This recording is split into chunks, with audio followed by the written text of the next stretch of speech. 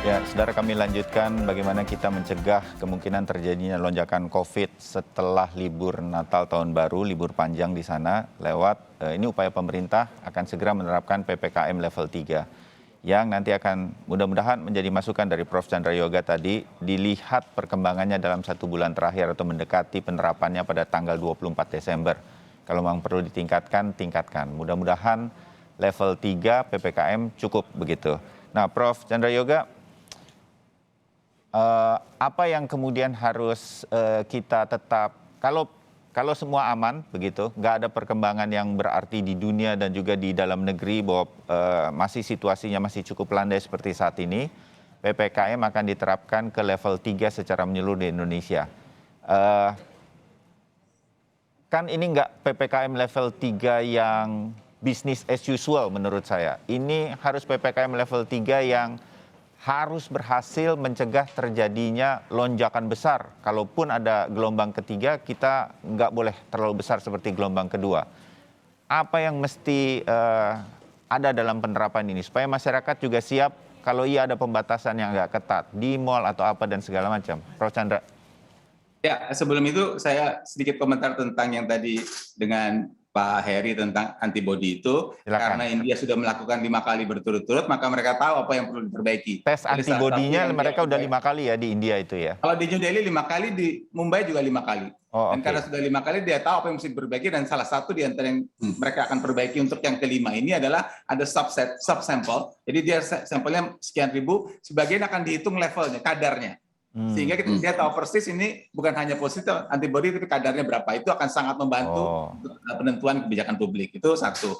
Kalau yang Dr. Diki, saya punya satu komentar yang menarik buat kita berempat. Karena di antara kita berempat, cuma saya yang masuk kategori dia di atas 60 tahun, bahkan saya sudah di atas 65 tahun, lah, gitu ya. Jadi satu kategori yang harus sangat dilindungi adalah saya. Tapi kan dalam kaitan dengan booster, saya 3 hari yang lalu itu jadi moderator di Global Town Hall yang juga di-cover oleh Kompas TV ya. Di dalam Global Town Hall dan juga dalam banyak diskusi selalu ada 2 sisi tentang booster ini. Semua orang sepakat bahwa imunitas turun itu nggak ada masalah gitu ya. Sudah jelas imunitas turun, baik imunitas gara-gara vaksin maupun imunitas gara-gara natural. Cuman sekarang kapan booster itu diberikan ya? Kalau orang per orang barangkali oke, imunitas saya turun berikan booster, tapi ada juga satu pendapat yang mengatakan bahwa loh, ini Anda baru cover 40% penduduk. Kenapa Anda nggak gedein dulu itu jadi 70%, 80% baru mikir booster. Tapi di sisi lain ada yang mengatakan bahwa loh, ini jelas turun kalau sudah 6 bulan, 7 bulan, 8 bulan. Jadi booster memang diperlukan. Jadi memang di sini letak dilemanya mana begitu yang harus ditimbang gitu ya. Mana yang harus ditimbang. Salah satu apa namanya, kalau kita lihat rekomendasi dari SAGE-nya WHO, memang ada 2 yang jelas harus dikasih booster. Nomor 1, mereka yang imunokompromis sedang dan berat. Itu jelas rekomendasinya untuk diberikan booster. Dan yang kedua, mereka yang mendapatkan vaksin inactivated. Jadi artinya yang jenis seperti Sinovac dan seterusnya itu patut diberikan booster. Nah, kalau yang lain itu pertimbangannya masih seperti itu. Jadi itu saya hanya ingin menyampaikan itu karena itu didiskusikan luas belakangan ini. Soal apa yang perlu dilakukan tadi, kita sudah bahas, berarti masih beberapa hari kita mesti lihat perkembangannya. Tapi kalau saya balik lagi ke Mas Bayu, seperti sudah kita bahas juga di Kompas TV yang lalu, kan ada 3 yang bisa dilakukan masyarakat dan ada 5 yang bisa dilakukan pemerintah. 3 yang bisa dilakukan masyarakat itu nomor 1 adalah pembatasan sosial yang 3M atau 5M. Dan sekali lagi kita sampaikan di sini bahwa 3M atau yang 5M harus kita lakukan. Ini yang bukan pemerintah kan 3 ini yang Pak Heri pemerintah. Yang kita harus lakukan bertiga adalah demi kita. Bukan gara-gara instruksi Pak Heri, bukan. Bukan gara-gara hasil rapat terbatas kabinet, bukan. Jadi kita lakukan 3M itu demi kita sendiri, untuk melindungi kita, untuk melindungi keluarga kita. Jadi itu yang saya kira mesti terus disampaikan. Karena kalau kesannya instruksi, orang maunya ngelawan aja sih begitu. Jadi kalau ini demi kita sendiri, itu soal yang pertama bisa dilakukan oleh masyarakat. Yang kedua, imunisasi. Jadi kalau belum vaksinasi, segera vaksinasi. Saya kira sekarang vaksinnya relatif sudah tersedia. Yang ketiga soal 3T itu kan. Jadi kalau ada gejala, ada keluhan, atau ada teman datang dari Inggris atau teman datang dari luar negeri yang positif, segera lakukan minta untuk melakukan tes. Saya baru terima WA dari seorang teman saya, PCR-nya positif juga barusan. Jadi memang ini harus terus dilakukan begitu ya. Itu 3 yang dari masyarakatnya. Dari pemerintah ada 5. Nomor 1 PPKM sudah kita bahas tadi, mau level 2, 3, 4. Nomor 2 tes harus ditingkatkan, dan tes ini jangan pakai angka nasional. Karena kalau pakai angka nasional mungkin sudah sampai di levelnya WHO, tapi kan ada provinsi yang tinggi, ada kabupaten kota yang rendah. Jadi sekali lagi semua kabupaten kota harus sudah mencapai level WHO. Yang ketiga, mohon maaf saya mengulang lagi tentang whole genome sequencing. Saya baru buka GIS8 beberapa hari yang lalu, Indonesia 8 ribuan, mungkin sekarang 9 ribu, sudah naik dari 400, sudah naik 20 kali. Tapi Filipina aja sekian belas ribu. India tuh saya kira 30 ribu atau 60 ribu. Saya nggak masih bicara jauh ya kalau dari sisi saya nggak bicara Amerika yang 1,2 juta. perbandingan. Jadi whole genome sequencing ini saya setuju kalau berulang kali seperti itu sudah naik betul sudah naik, tapi harus terus dinaikkan lagi. Itu yang ketiga. Dan yang keempat adalah vaksinasi. Kita setuju semua ini harus dinaikkan besar-besaran. Yang kelima, penjagaan di pintu masuk, gitu ya. Dan itu ada 3. Kalau saya terus terang masih berpendapat karantina itu diperlukan, gitu ya. Karena bagaimanapun kalau orang baru datang, dia masih dalam inkubasi, bagaimana kita bisa jamin bahwa dia nggak sakit begitu. Saya tahu ada pertimbangan sosial ekonomi lain terserah, tapi saya wajib mengatakan bahwa karantina itu tetap diperlukan. Tentu saja perlu dilakukan pemeriksaan PCR awal dan akhir karantina yang dilakukan oleh kantor kesehatan pelabuhan. Dan yang ketiga, kalau toh mereka sudah selesai karantina kemudian pergi ke hotel atau ke rumahnya, baiknya tetap dalam pengawasan. Bukan orang yang nggak boleh kerja, silakan kerja atau silakan jalan-jalan, tapi petugas puskesmas setempat tahu bahwa ada orang baru datang dari Amerika atau baru datang dari Jerman yang tinggal di RT sekian, RW sekian. Kalau ada sesuatu bisa dihubungi. Itu usul saya 3 untuk kita dan 5 untuk Pak Heri dan teman-teman di pemerintah. Oke, dimengerti. Terima kasih Prof. Chandra Yoga. Menanggapi apa yang disampaikan Prof. Chandra ke Mas Heri, termasuk saya juga ingin tahu apakah PPKM level 3 yang diterapkan nanti mulai tanggal 24 Desember sampai 2 Januari ada yang harus diperhatikan masyarakat, ada sedikit beda dari PPKM level 3 sebelumnya atau biasanya, atau bagaimana Mas Heri? Silakan. Ya, penentuan PPKM level 3 itu sebenarnya untuk mempermudah aja pemahaman masyarakat tentang apa yang dilakukan pemerintah. Tetapi tentu saja di tengah-tengah PPKM level 3 ini ada beberapa hal juga yang sangat mungkin disesuaikan penerapannya. Karena kita tahu misalnya dari tanggal 25 misalnya sejak PPKM level 3 itu mulai dilakukan, tapi sebenarnya itu masih terjadi perdebatan apakah itu tidak mendorong misalnya masyarakat untuk mencuri start untuk bepergian sebelum tanggal 25. Selain itu kami juga mempelajari tentang mobilitas masyarakat tahun lalu ya, menjelang Nataru, di mana mobilitas masyarakat itu mulai terlihat meningkat di berbagai tempat di Indonesia, terutama di Jawa dan Bali, adalah di mulai tanggal 15 Desember. Jadi kita ini memang sedang berburu dengan waktu juga mana kira-kira yang paling tepat untuk pertama mempersuasi masyarakat untuk memang benar-benar menahan diri, tetapi kalau kemudian masyarakatnya tidak mau, masyarakat tetap nekat untuk bepergian, tentu saja ada restriksi yang lebih keras yang diambil oleh pemerintah.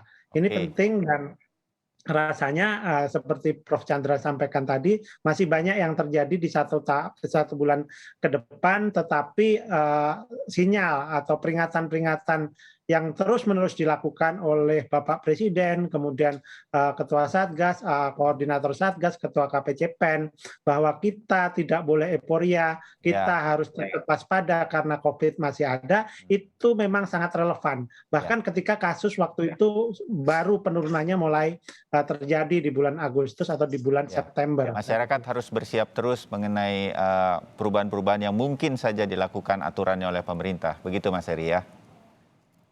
Iya, benar. Dan apa yang dilakukan, 3 hal yang harus dilakukan masyarakat tadi sebenarnya sangat terbukti ya. Misalnya efektivitas penerapan 3M untuk mengurangi kasus konfirmasi. Ini ada sebuah riset dari 72 studi tingkat global yang menemukan efektivitas menggunakan masker, menjaga jarak, dan mencuci tangan itu dalam mengurangi kasus infeksi. Menggunakan masker 53%, menjaga jarak 25%, dan mencuci tangan hingga 53%. Ini tentu saja udah valid ya, proven gitu ya, bukti-bukti ini, dan rasanya sih 270 juta masyarakat Indonesia sudah mengetahui ini, tinggal mereka disiplin atau tidak saja. Demikian. Ya, Mas Heri sedikit. Waktu itu kan Prof. Wiku juga sudah memberikan langsung diumumkan Jadi kita juga langsung mengerti bahwa ada sekian provinsi, 8 provinsi yang kemudian masih kurang penanganan protokol kesehatannya. Nah, daerah nih, ada beberapa, kalau daerah yang sudah bagus, tentu kita berharap tetap bagus, tetap konsisten. Kalau yang belum bagus ini, menjelang libur Nataru seperti ini yang menjadi antisipasi kita bersama. Juga sudah dicolek lagi, sudah ditegur lagi oleh pemerintah dalam hal ini Satgas COVID-19 sampai ke Pemprov maupun Pemkab, Mas Heri? Ya, ini kita tunjukkan melalui analisa data mingguan terkait dengan kepatuhan protokol kesehatan. Ya. Jadi ada 25% kabupaten kota yang saat ini tingkat protokol kesehatannya sangat rendah. Kita sebut karena kurang dari 60% tingkat kedisiplinannya. Itu data itu bisa kita buka juga, terbuka di COVID-Go.id yang kemudian secara rutin kita kirimkan ke Satgas daerah untuk memastikan mereka melakukan evaluasi. Jadi yang kita temukan juga Mas Bayu selama periode pandemi ini, ketika kasusnya turun memang tingkat kedisiplinan menjalankan protokol kesehatan itu ikut turun. Nah sebenarnya ini yang tidak boleh gitu, tetapi memang ini sungguh terjadi karena kalau kita ke daerah, apalagi kasusnya yang sudah rendah bisa dihitung jari, itu mereka merasa COVID itu sudah tidak ada. Jadi ini yang kemudian kembali diingatkan dengan sebuah persuasi dan sosialisasi yang masif, bahkan situasinya belum selesai nih, kira-kira gitu. Tetapi untuk membuat mereka percaya, ini tentu menjadi tantangan yang sangat besar. Dan saya berharap peran pemerintah daerah betul-betul bisa menjangkau mereka. Beberapa daerah sudah bisa mencontohkan bahwa mereka bisa melakukan sosialisasi yang baik, sehingga masyarakatnya aware betul. COVID belum selesai, COVID ada dan belum selesai. Kang Diki, bagian akhir dari Anda ya, kita berupaya nih, mungkin masyarakat sekarang tahu Mas Heri muncul sering banget lah sudah. Pemerintah sering benar untuk mengatakan akan ada Nataru yang harus kita antisipasi supaya nggak terjadi gelombang ketiga. Kalau kita berhasil menangani ini sama-sama nih ya, apakah memang kemudian gelombang ketiga itu tidak akan terjadi? Apakah kemudian ini akan segera pandemi menjadi endemi? Kalau kita lolos nih akhir tahun ini, kapan sebetulnya ini kemudian bisa kita anggap kita sudah cukup aman, sudah menurun, sudah on the right track menuju ke endemi pandemi ini, Kang Diki? Ya, seperti tadi Prof. Chandra sudah sampaikan tegas ya bahwa ini sangat dinamis ya, penyakit baru COVID-19 ini kita belum bisa prediksi benar, karena belum kita ketahui benar fase akut, fase kronisnya tadi. Kemudian juga bahwa kita tahu bahwa bicara ancaman pandemi seperti ini, penyakit ini nggak bisa hanya melihat Indonesia, ini bergantung juga pada Afrika, Eropa, dan lain sebagainya. Ini adalah global. Gitu. Jadi kita nggak bisa berdiri sendiri, mengisolasi sendiri, nggak bisa juga. Ingat ini Queensland ini pernah mengisolasi diri, nggak mau membuka. Jebol juga gitu. Jadi artinya ini membuktikan ancaman pada satu wilayah sama ancaman untuk juga Indonesia. Oleh karena itu kalau melihat itu maka bahwa akhir dari pandemi ini akan juga bergantung pada upaya semua pihak, semua negara. Dan itulah sebabnya kalau misalnya asumsi WHO ini bisa kita penuhi 70% katakanlah di September Oktober 2022 vaksinasi yang 2 dosis itu bisa dipenuhi, setidaknya optimisme akan berakhir akhir tahun 2022 atau masuk ke fase yang terkendali ya, atau nanti disebut endemi. Karena kalau bicara endemi itu maksudnya sebetulnya kasusnya itu sudah disepakati pada level tertentu yang dianggap bisa ditolerir karena tidak membebani fasilitas kesehatan. Nah itu nanti akan tentu saat ini belum, karena apa? Karena masih ada lonjakan, terutama kematian yang belum bisa dikontrol di banyak belahan dunia. Jadi bicara akhir pandemi sekali lagi bicara banyak faktor. Itu dalam hal ini terutama yang menjadi penentu adalah imunitas ya, status imunitas. Dan bicara itu juga ada ancaman lain. Jadi selain bahwa memasuki 2022 kita punya berita baik, ada vaksin yang juga semakin terbukti semakin efektif kalau dengan booster, ada juga obat antiviralnya. Tapi di sisi lain ada berita yang tidak baik bahwa ada potensi varian baru yang dia sudah dilakukan nih semacam skenario mitigasinya Israel, di China, di Jepang itu tentang adanya Omega varian namanya. Bahkan skenarionya disebut skenario Omega, dan ini Omega dianggap ya dalam skenario buruk itu dia bisa menurunkan efikasi vaksin, lebih cepat menular, menyebabkan kematian pada anak dan lain sebagainya. Nah, ini yang tentu juga harus jadi antisipasi kita dan juga penyadaran kita semua. Karena apa? Ya. Selama kita abai dalam 5M itu dengan 3T, maka di situ juga peluang virus ini menginfeksi dengan leluasa pada orang dan akhirnya mutasi. Nah, inilah artinya sekali lagi memperkuat tadi disampaikan Mas Heri dan Prof. Chandra, 3T, 5M vaksinasi ini menjadi satu upaya yang sangat penting dan semua harus dari kita semua. Perlu peran kita semua untuk mensukseskan ini. Oke, ya ini jadi semangat kita. Yang di depan mata saja dulu, bahwa di Indonesia kita akan menghadapi Nataru dengan perkiraan ada mobilisasi masyarakat. Sama-sama kita bertanggung jawab dalam hal ini. Mudah-mudahan kita bisa mengantisipasi gelombang ketiga di Indonesia dengan baik. Semua persiapan harus kita lakukan, tidak bisa sendirian. Terima kasih Mas Heri, terima kasih Prof. Chandra Yoga, terima kasih Kang Diki untuk wawasannya. Mudah-mudahan ini modal bagi kita menghadapi libur Natal dan Tahun Baru beberapa waktu lagi ke depan. Salam sehat, kita ketemu lagi di diskusi yang lain. Assalamualaikum warahmatullahi wabarakatuh. Waalaikumsalam.